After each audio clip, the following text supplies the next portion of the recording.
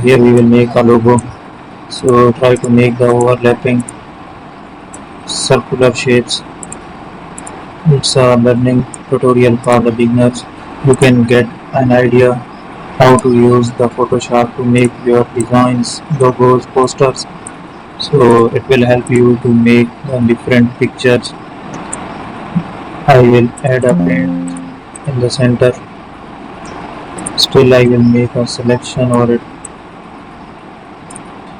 and here we will pick up a color to paint there.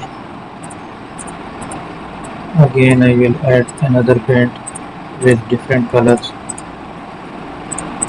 using the selection here.